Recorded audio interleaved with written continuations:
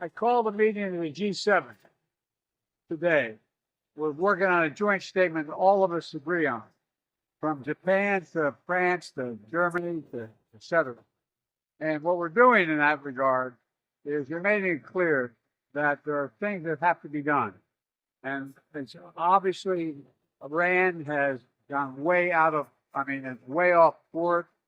We're going to put together a joint statement. It hasn't been done yet. It'll be done before too long, probably by the time we land. And there's going to be some sanctions imposed on Iran. An attack on Iran's nuclear supply. The answer is no. I think there's things.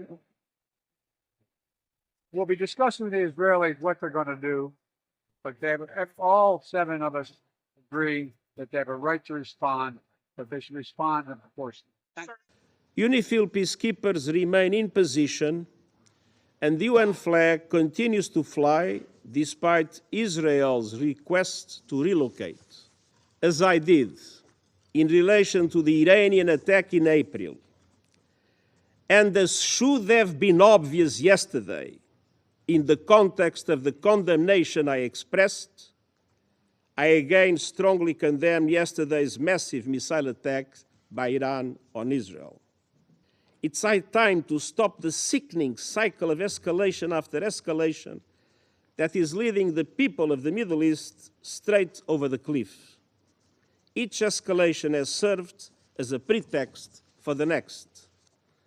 We must never lose sight of the tremendous toll this growing conflict is taking on civilians. And we cannot look away from systematic violations of international humanitarian law.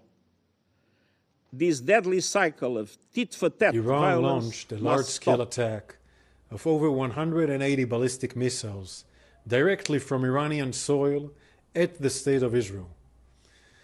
There were a small number of hits in the center of Israel and some other hits in the southern Israel. The majority of the incoming missiles were intercepted by Israel and a defensive coalition led by the United States. Iran's attack is a severe and dangerous escalation. There will be consequences. Our defensive and offensive capabilities are at the highest levels of readiness. Our operational plans are ready. We will respond wherever, whenever, and however we choose, in accordance with the directive of the government of Israel.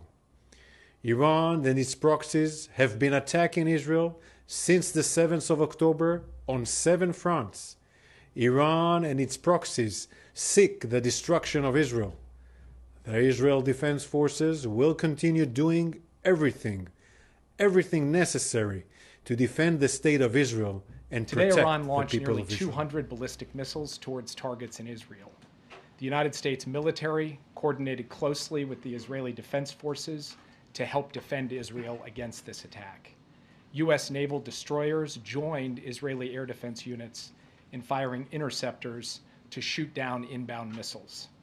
President Biden and Vice President Harris monitored the attack and the response from the White House Situation Room, joined in person and remotely by their national security team. We are still working with the IDF and the authorities in Israel to assess the impact of the attack. But at this time, and I stress at this time, we do not know of any deaths in Israel. We are tracking the reported death of a Palestinian civilian in Jericho in the West Bank. We do not know of any damage to aircraft or strategic military assets in Israel. In short, based on what we know at this point, this attack appears to have been defeated and ineffective. This was first and foremost the result of the professionalism of the IDF, but in no small part because of the skilled work of the U.S. military and meticulous joint planning in anticipation of the attack. We are proud of the actions that we've taken alongside Israel to protect and defend Israel.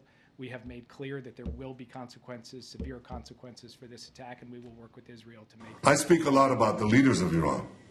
Yet at this pivotal moment, I want to address you, the people of Iran. I want to do so directly, without filters, without middlemen. Every day, you see a regime that subjugates you make fiery speeches about defending Lebanon, defending Gaza. Yet every day, that regime plunges our region deeper into darkness and deeper into war. Every day, their puppets are eliminated. Ask Muhammad Deif. Ask Nasrallah.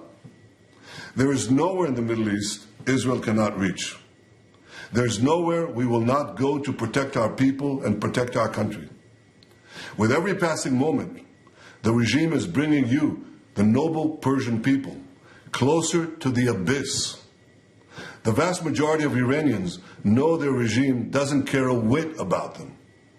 If it did care, if it cared about you, it would stop wasting billions of dollars on futile wars across the Middle East. It would start improving your lives. Imagine if all the vast money the regime wasted on nuclear weapons and foreign wars were invested in your children's education, in improving your health care, in building your nation's infrastructure, water, sewage, all the other things that you need. Imagine that.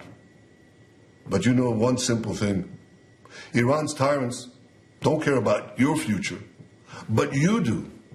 When Iran is finally free, and that moment will come a lot sooner than people think, everything will be different. Our two ancient peoples, the Jewish people and the Persian people, will finally be at peace. Our two countries, Israel and Iran, will be at peace. When that day comes, the terror network that the regime built in 5 continents will be bankrupt, dismantled. Iran will thrive as never before. Global investment, massive tourism, brilliant technological innovation based on the tremendous talents that exist inside Iran.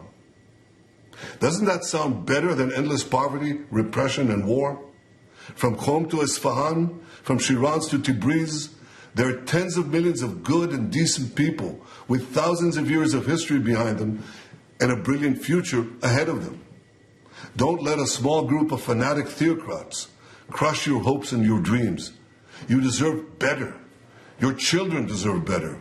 The entire world deserves better. I know you don't support the rapists and murderers of Hamas and Hezbollah, but your leaders do.